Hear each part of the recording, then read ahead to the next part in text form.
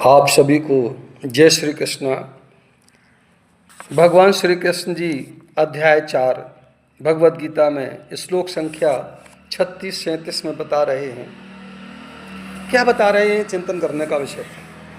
कह रहे यदि तू अन्य सब पापियों से भी अधिक पाप करने वाला है, यदि तू अन्य सब पापियों से भी अधिक पाप करने वाला है तो भी ज्ञान रूप नौका द्वारा निसंदेह संपूर्ण पाप समुद्र से भली भांति तर जाएगा। इन्हीं संपूर्ण पाप जो हैं, जितने भी तेरे पाप हैं, समुद्र से भली भांति, जैसे समुद्र होता है, समुद्र भरा हो पापों का, तो वो भी जो है तेरा भली भांति तू तर जाएगा। अब आगे क्या कह रहे हैं?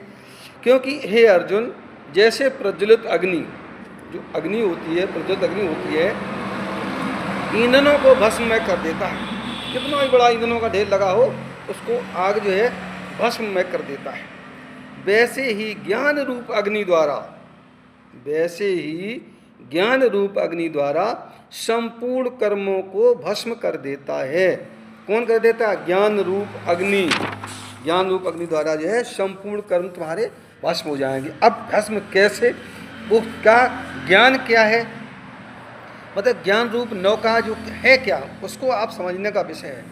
अब प्रभु जी कह रहे हैं कि जितेंद्रिय साधन परायण श्रद्धावान, इन्हीं जितेंद्रिय, जिसने अपनी इंद्रियों को जीत लिया हो, साधन परायण, जो साधना करता हो, इन्हीं इंद्रियों को बस में रखने की जो साधना करता हो वो, और श्रद्धावान, जिसे भगवान में श्रद्धा हो, विश्वास हो, मनुष्य ज्ञान को प्राप्त होता है।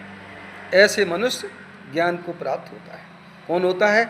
जितेंद्रिय, साधन परायण और श्रद्धावान। तथा ज्ञान को प्राप्त होकर वह बिना विलंब के, देखिए प्रभु जी फिर कह रहे हैं, बिना विलंब के तत्काल ही भगवत प्राप्ति रूप परम शांति को प्राप्त हो जाता है। अरे वाह! यानी परम शांति को प्राप्त हो जाता है। इस तरह जब उसकी जित इंद्रियों को उसने बस में कर लिया है, भगवान में पूरा विश्वास रखता है, श्रद्धा रखता है, तो उस पर शांति तो मिलेगी निश्चित ही।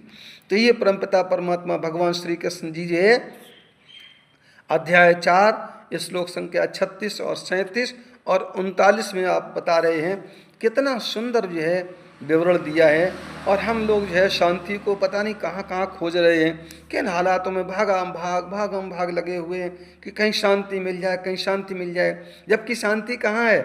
आपके अंदर, आपके वश में, आपकी व्यवस्था में शांति है। बोले वृंदावन बिहारी लाल की